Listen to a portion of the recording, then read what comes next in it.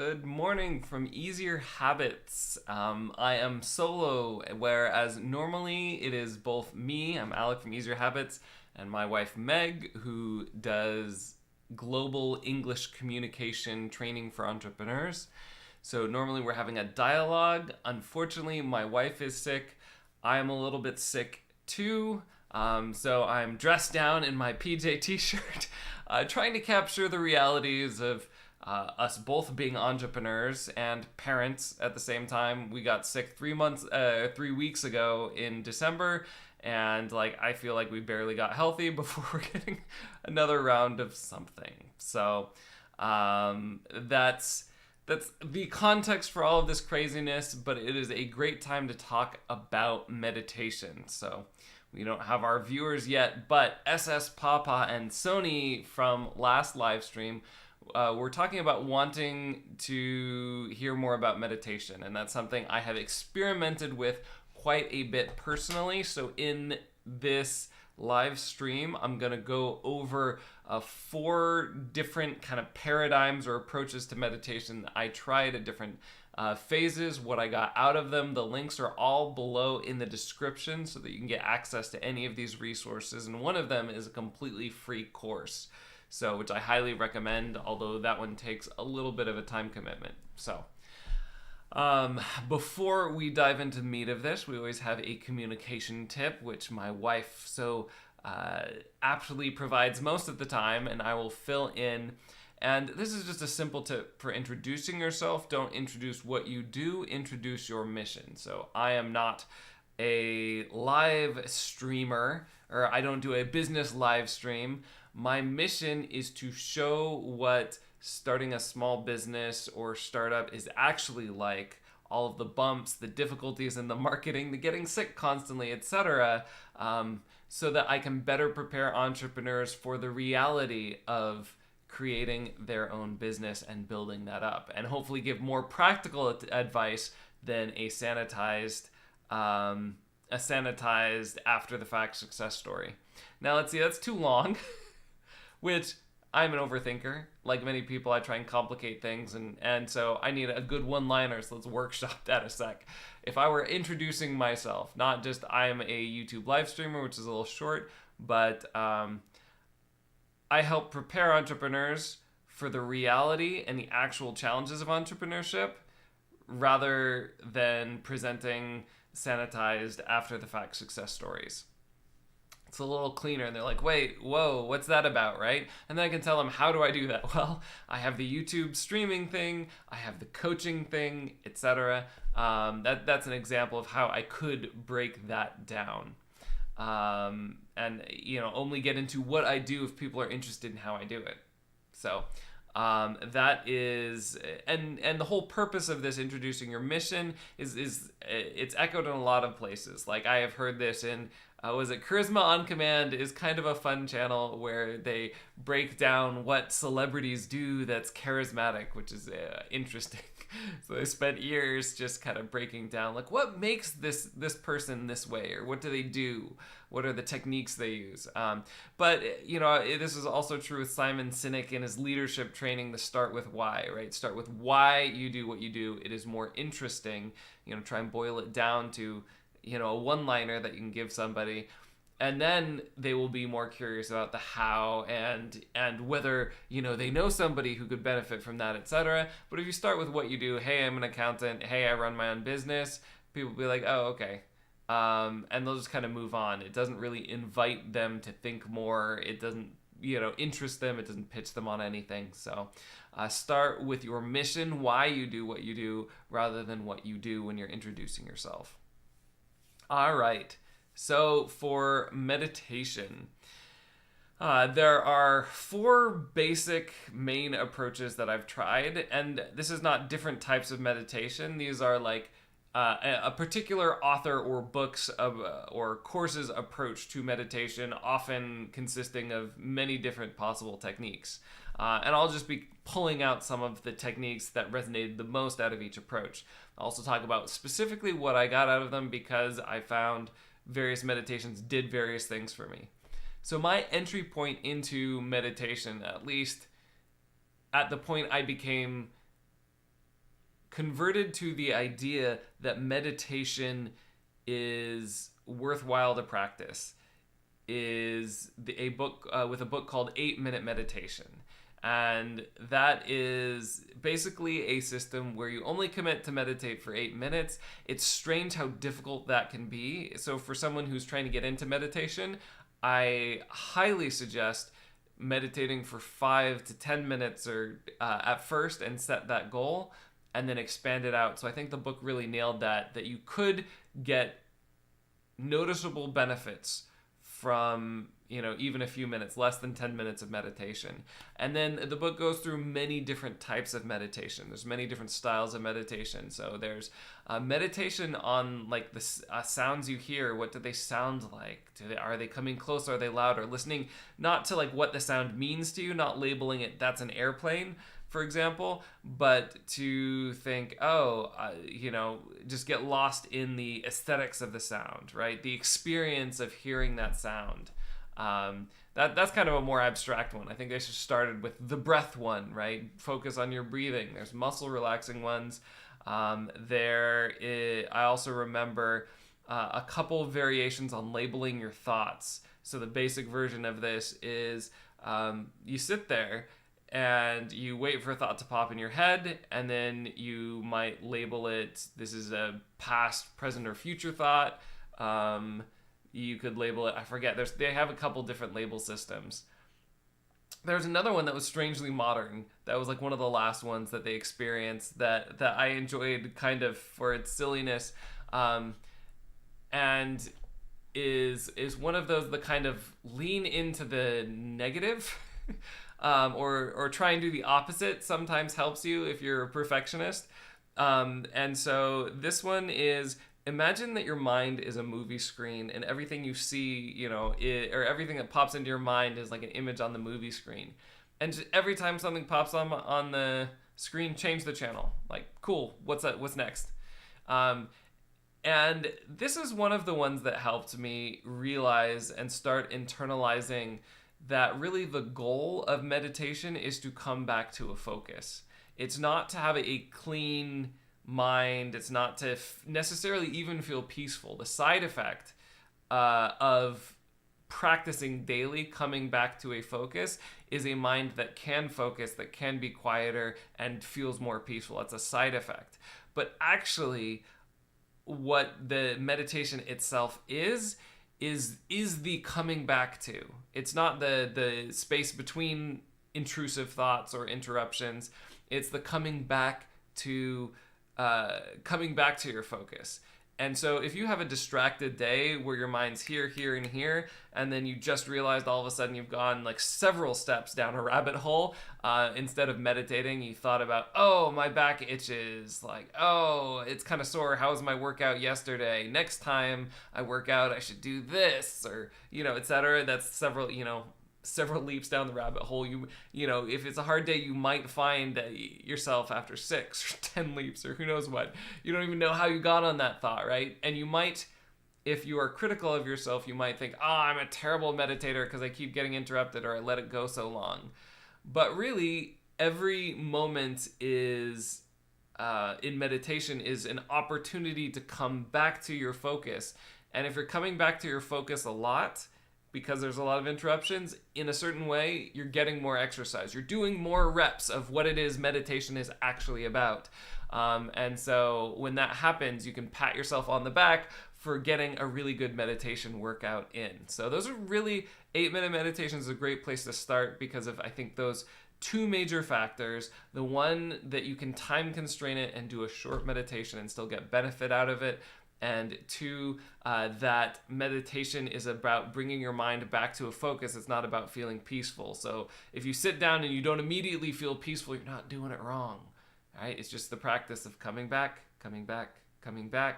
And, if you want to, you can give yourself a little celebration. Like, hey, I noticed this time that I'm coming back to, I caught myself. Yay. And then come back to your focus, right? To kind of counteract that, opposite reflex some people have, which is, oh my goodness, I was thinking about something else. I'm so distractible. I'm terrible, right? So again, links below. You can check that out and try that out because that's a good way to start getting into meditation. A little bit of what I actually just said as I said it, I realized actually came from a next phase of meditation that I tried. And this is a free course, again, down in the link. It's from Palouse Mindfulness. They have a free, I believe, 6-week course with guided meditations. I think the full meditations are 30 minutes. Although many of them have a shorter 20-minute version. But so that is a little bit of a time commitment, a bigger time commitment, which is why I wouldn't necessarily say jump in with this style of meditation, but it was pretty profound if you can commit to it for 6 weeks. I don't even commit to that much meditation every 6 weeks, now, but it did have profound effects for me. To do a little bit of like contrast how much just the difference between 8 to 20 or 30 minutes, and I think I started more in the 30-minute zone and kind of as time went on went more to the 20-minute zone, but I found about comparable benefits doing both of those. So with the 8 minutes, I noticed that my mind was calmer afterwards. I felt better afterwards a little bit. But I couldn't really operationalize that. When I did the 6-week course, and it didn't happen like the first day, but when I was several weeks into the 6-week course, I noticed this in particular was a period of time where we were in Japan. Meg was running a school during the day, and I had the kids, and I was trying to create an app that I thought I might build a company around, and that never fully materialized. But I would be doing that, with some of my times in my afternoons where Meg was able to take the kids, and in the evenings. And what I noticed is, and this is great for you if you have a side hustle. So after dinner, or when the kids have been put to bed or something like that, and it was fairly early for the kids. They were super young, so it might have even been like 7 or 8, but fairly early. And what I would do is I would meditate for 20 minutes to half an hour. And if I did that, and I'd have to be sitting up because I wouldn't want to fall asleep, but if I did that, actually, I would be able to focus and hyper-focus for a couple hours on work. On top of that. So that was like a really powerful experience. Like getting that much meditation. It's not just that I felt subjectively better, like there was a physiological difference in my ability to be awake. It was like I just took an hour-long nap or something like that. But it didn't interrupt my sleeping later, which is nice. The only thing that was tricky is like sometimes I would be able to focus so well that it would be hard for me to sign off at like 10 or 11 or whatever and go to bed, and that would interrupt with my sleep schedule. So that was an example, just I think by sheer amount of time spent and regular time spent meditating every single day. And they have, again, a variety of exercises. They have a body check-in. I think they have a sound one, or they have a breathing one, but like a section of that is reserved to like noticing the sounds around you. They have a yoga one, a moving meditation, which I thought was interesting and good to get moving, but I found while it's physically relaxing, I just didn't get the same mental relaxation benefits as some of the others. But there's also, for this Palouse Mindfulness free course, again, link below in the description, it's free, and I don't get affiliate money for any of this stuff. It's just stuff that's helped me.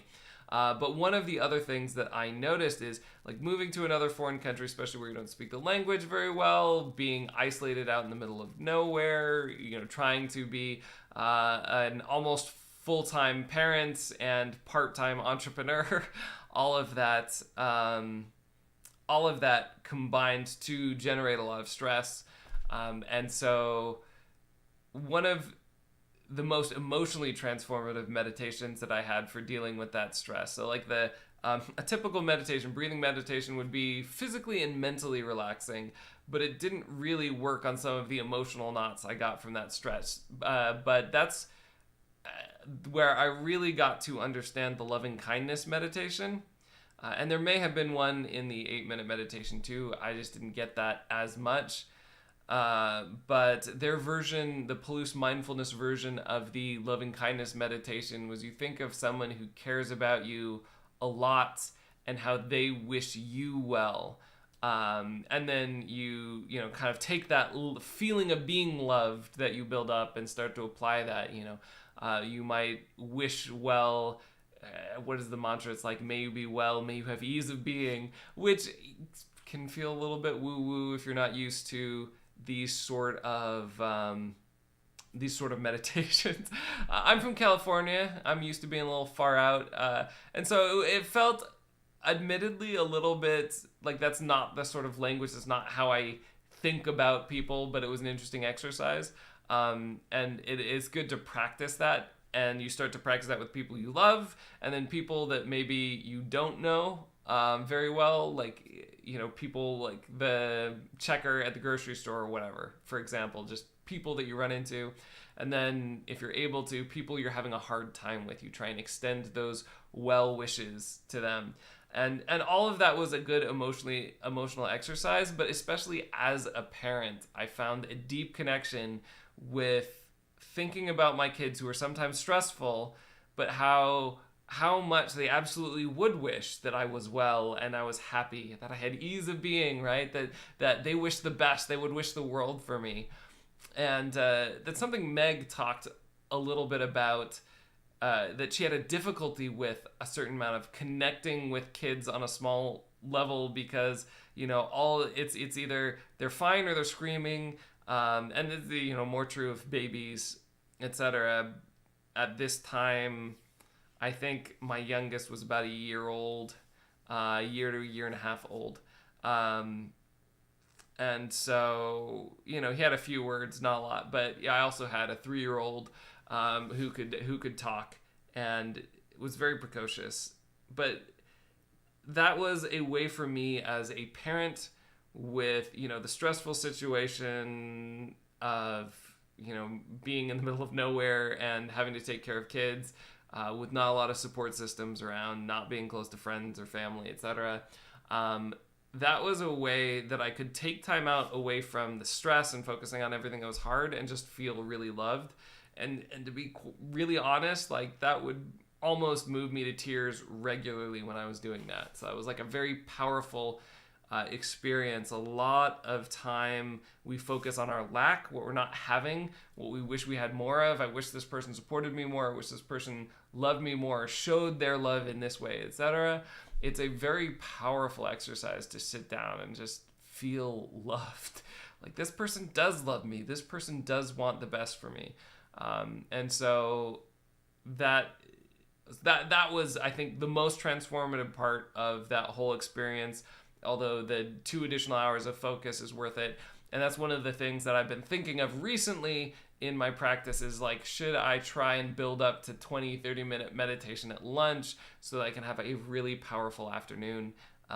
Something I'm working on a few other habits first, one habit at a time, but that's something that's in the queue for me to experience.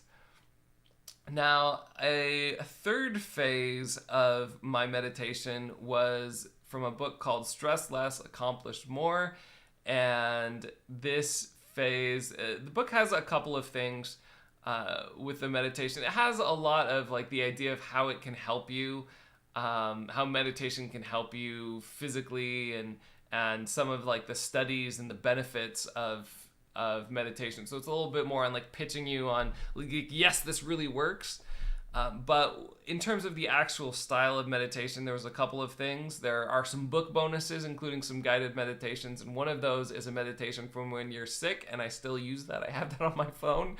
You just have the author's beautiful, soothing voice guide you through a meditation where you trust that your body knows how to heal, and you imagine white light going through your body and healing everything.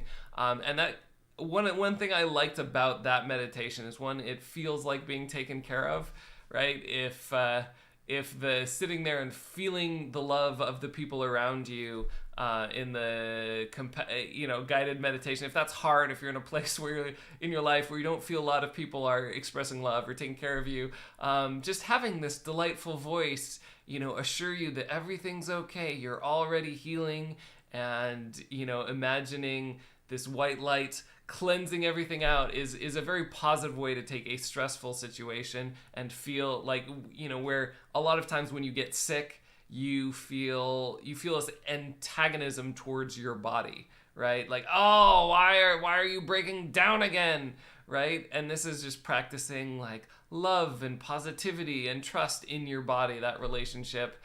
Plus, again, kind of the guided meditation, it just feels like somebody's like taking care of you.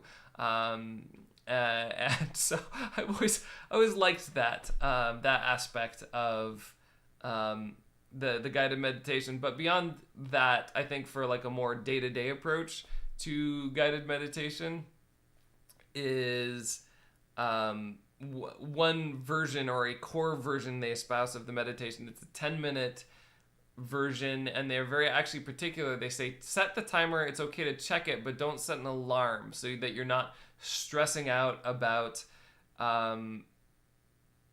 is it going to happen, it's not going to interrupt, so you can come naturally out of your meditation without being jarred out of your meditation by an alarm, which is an interesting approach. And as the author points out, that over time you'll develop kind of a natural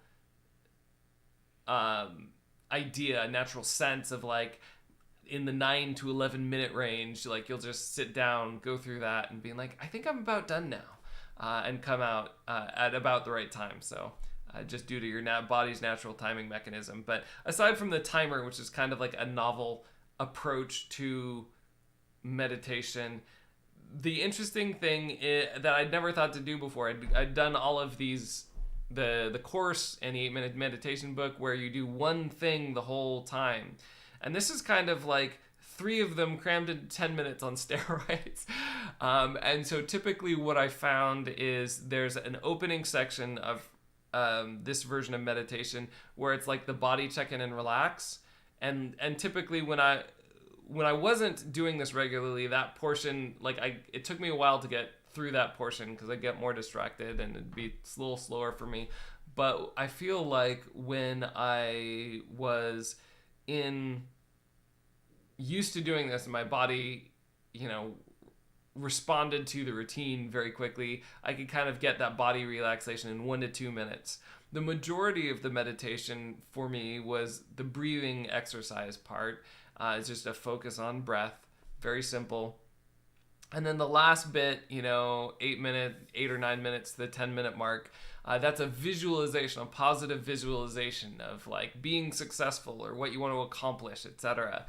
So this was very helpful in a work environment because it's something I could just like slip away at lunch into a quiet room or a quiet corner and do this 10-minute meditation and kind of restore some of my focus and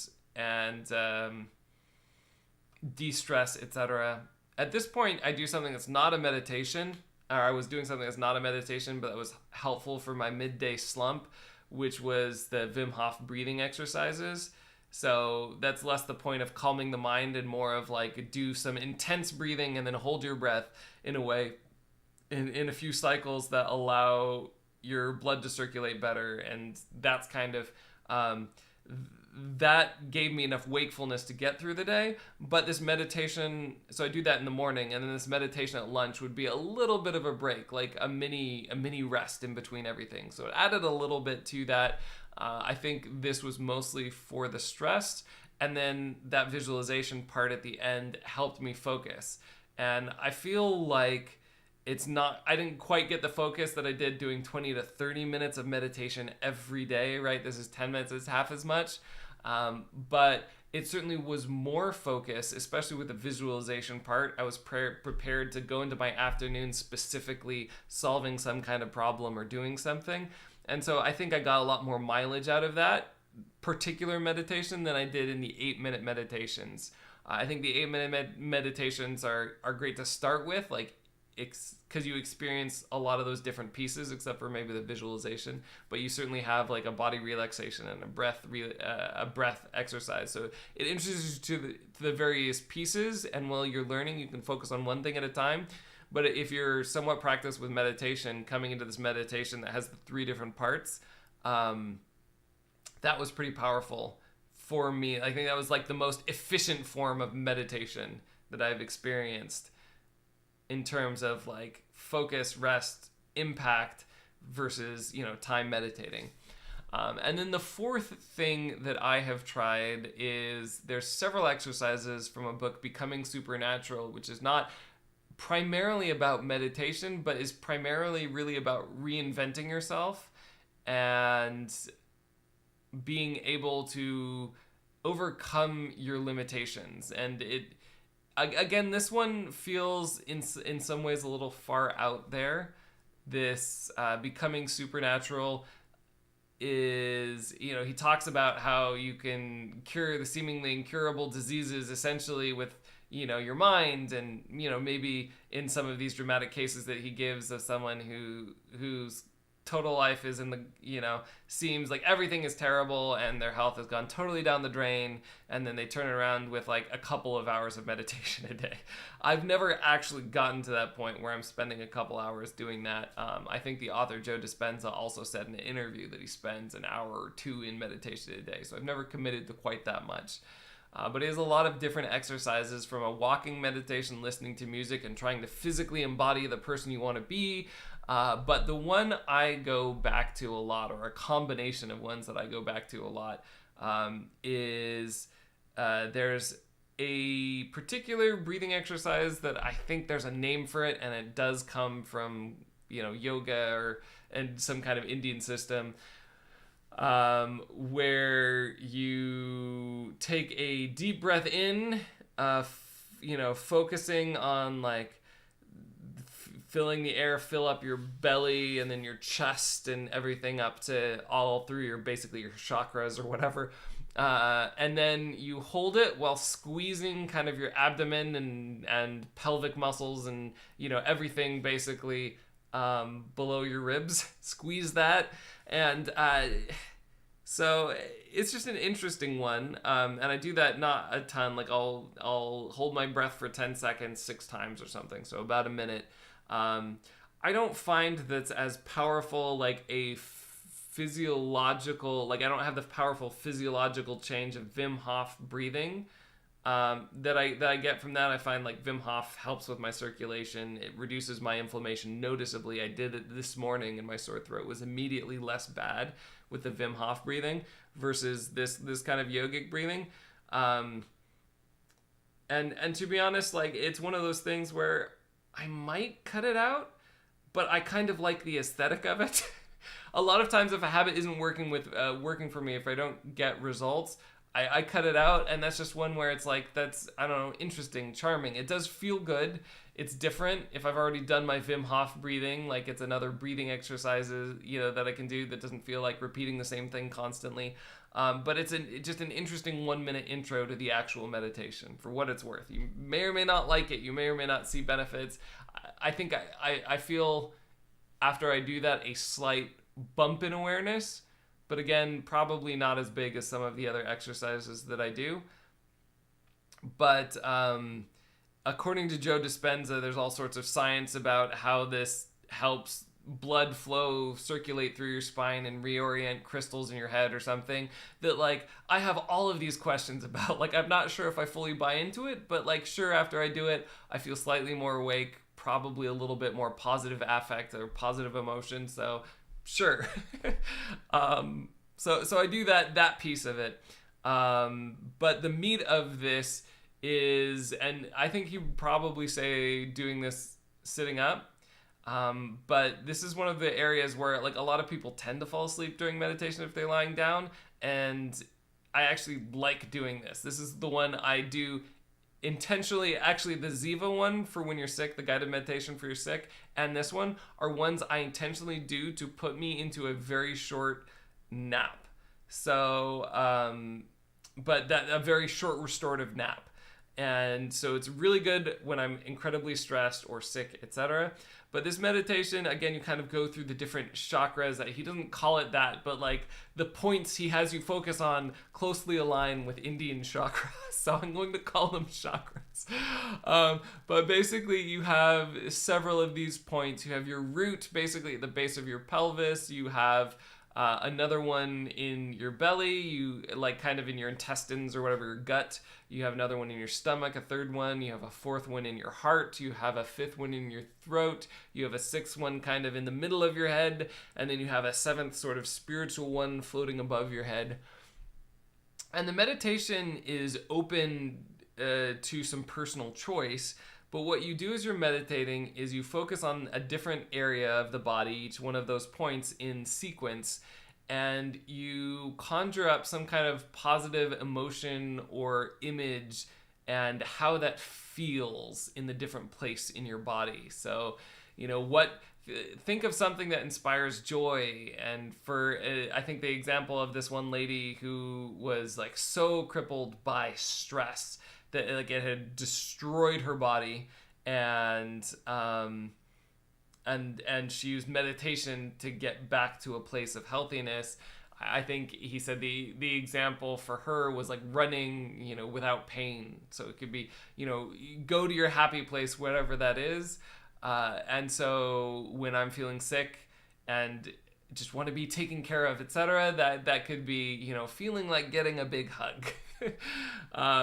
And, how do my intestines feel when I'm getting a big hug is kind of a weird question, but it works. Like, all right, or like, what do my intestines, or like sometimes it's just, what do I feel like when I'm successful? Like what helping other people, what does it feel like in my body, in my stomach and my heart and my throat or whatever? What does my throat feel like when I'm saying the words that help somebody through their business obstacles, or that I'm helping them see themselves clearly, or I'm asking a question that's going to help them completely reframe their experience in a way that's more positive and helpful and open up insights, right? Like, how does that feel?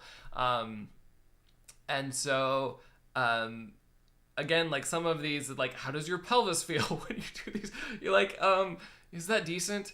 It's like, it's a weird process, but I don't know whether there's something magical about the chakras, right? Those individual points, or whether there's just a benefit to kind of tuning in to a place in your body and telling that place to feel joy or gratitude or support or whatever it is that you like, the positive emotion you want more of in your life.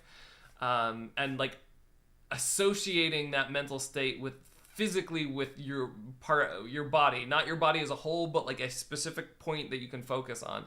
And I have a sense probably the benefit of this is sort of that. The idea that our mind is focusing on different areas, like, your gut has actually a lot of neurons. It's kind of a third brain on its own. And I think there's some, neurons around the heart and then of course in the brain, etc.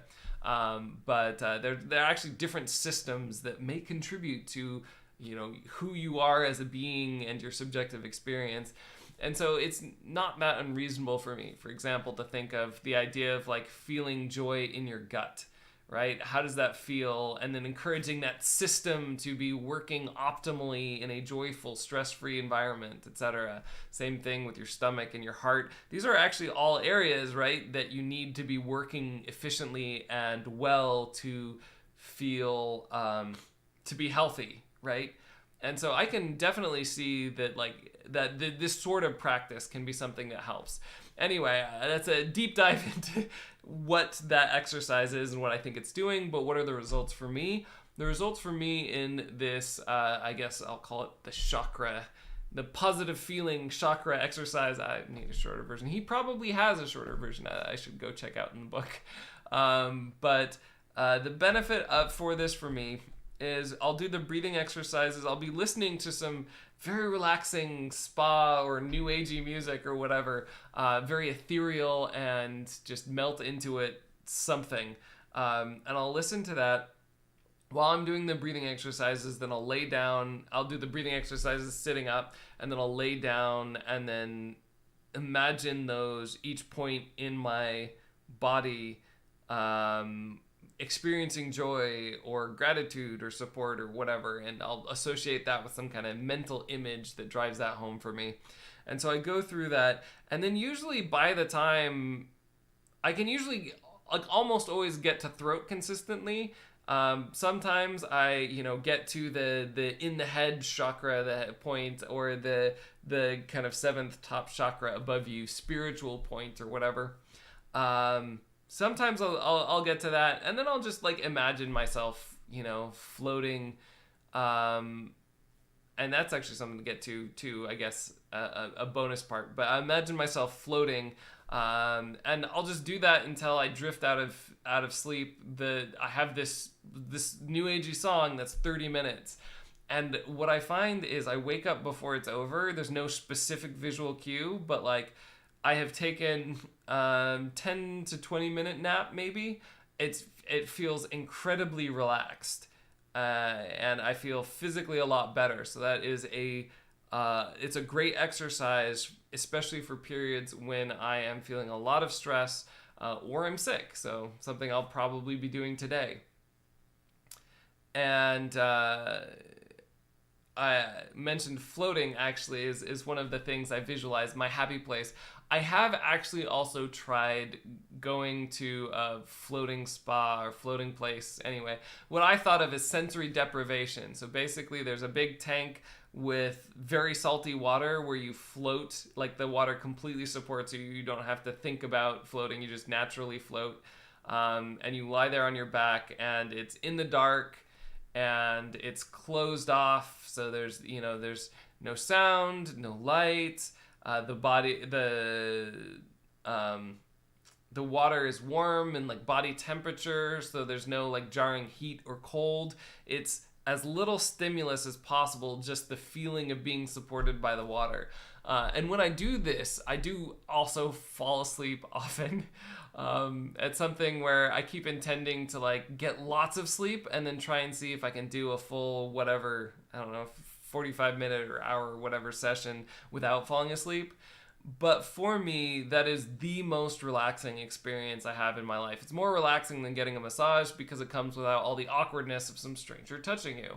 So that and it feels like a complete detox. Like many people, I am a screen and information junkie. You're constantly taking on all this input and information and stimulus. So to go to a space where like you have removed as much of that as possible feels like a rest. It's like having, like, if your brain is a muscle and it's taking in all this information, it's like exercising to take in all this information.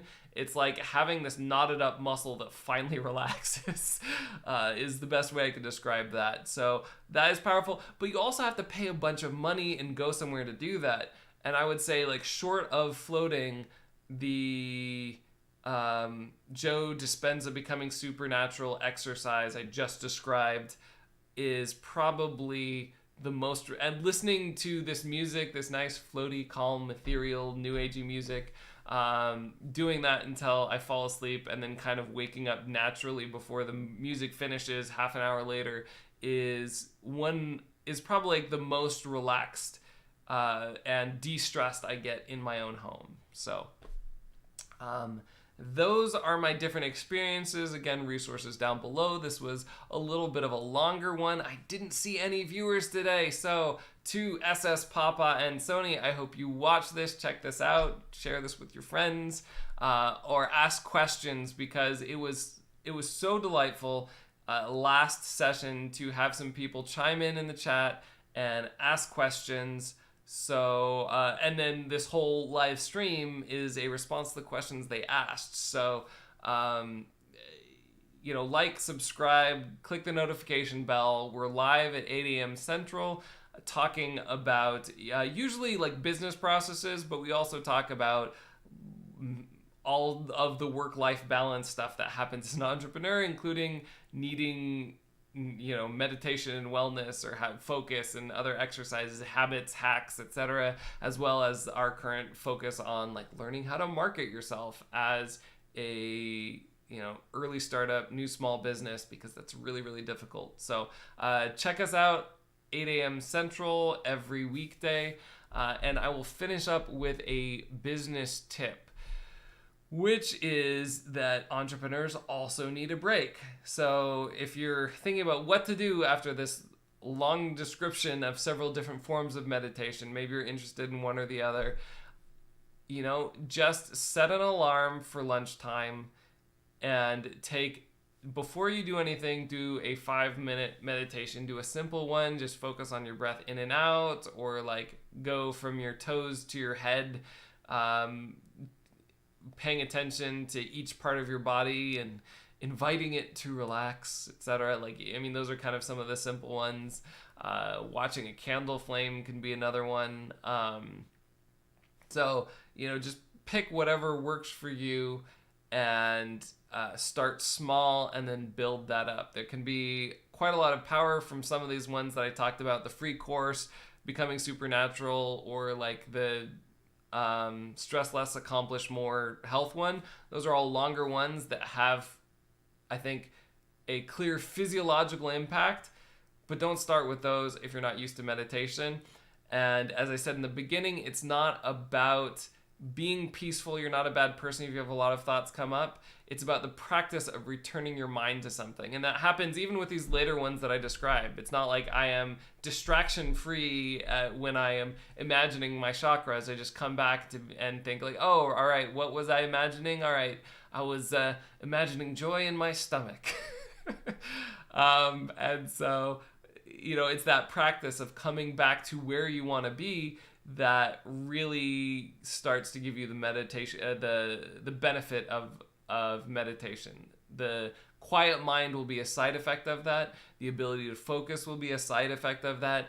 The being able to feel more of what you want to feel is also a side effect of this. I think we feel often trapped by our habitual reactions to certain stressors, and we forget that like we can put our mind anywhere we want it to be.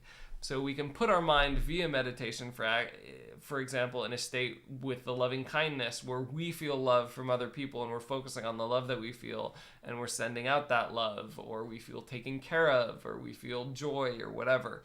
So, but this all starts by just making time. Always go for consistency over length or a duration of effort or quality of effort. Consistency first, then length, then quality. Typically is if you're starting anything, is going to be the right way to build up a new habit.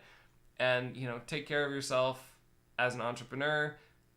If you're interested in this meditation, again, try it out. 5 minutes a day at the same time every day. Lunch hour is a great time to do this so that you can kind of rest and refocus from the work you've done early in the morning, and then get ready to tackle that afternoon when you might feel more tired or a little bit more burnt out, or a little bit more like you've tapped out your resources. Meditation is a great way to recharge and get some of those back. So, all right, until tomorrow, make big changes, one small habit at a time.